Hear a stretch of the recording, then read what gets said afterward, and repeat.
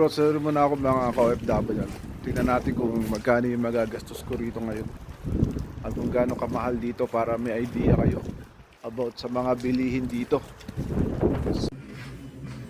Ayan, yung kanilang mantika is 31 kroner isang bote. At yung suka nila is 18 kroner isang bote. Buong manok 67 kroner.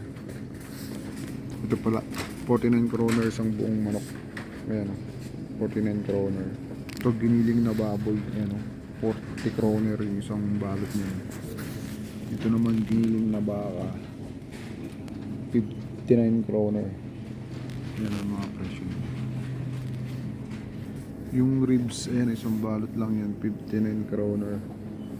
Ay, 50 kroner. Yan yung mga presyo. Ayan yung mga presyo ng baboy rito. Ayan yung presyo niya. 99 kroner. Ano to? Per kilo yata to, 99 kroner. Yung baboy. Ito hindi ko alam kung ano to. Canon Press 349 kroner. Ayan na, ito baka. Mga baka to eh. Yan rib 149 siya. Yan ang presyo ng mga pagkain dito. Ito yung sibuyas 30 kroner isang balot. Yan pag ganyan naka-red naka-seal yan 19 kroner. Ayan yung sili 10 kroner isang piraso. Bell pepper pala. Yan, 10 kroner isang piraso. Bell pepper. Yung repolyo isang piraso 40 kroner. Tapos itong carrots ganun din 15 isang balot 15 kroner. Matis 5 kroner isang piraso. Broccoli 40 kroner isang piraso. Yan yung ubas nila 39 kroner isang balot. Yan ang presyo ng mga bilihin dito. Yan saging 6 na piraso 29 kroner. Saging. Tela isang piraso 103 kroner.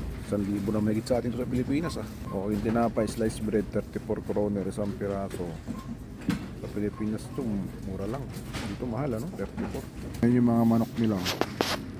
59 kroner 4 na piraso yung pitcho. 59 kroner. So yung na roasted 89 mahigit 1,000 na 800 sa atin sa Pilipinas pag kinumbert. Chichirya nila may sale 25 ito 30 yan ang mga presyo ng chichirya nila dito yan 33 isang piraso yan mga presyo ng chichirya nila, diba? Kamamahal na yan ang mga presyo yan. Yung presyo ng binili namin na yan yung mga presyo 38, 35, 30 yan yung mga presyo nila ang mamahal. Sa Pilipinas libo ang presyo yan. Kaya overall yan nagastos namin is 702 kroner ang amin na grocery.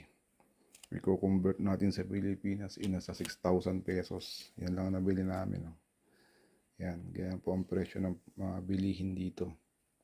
Ito po yung pinakamurang market na yung Brusin.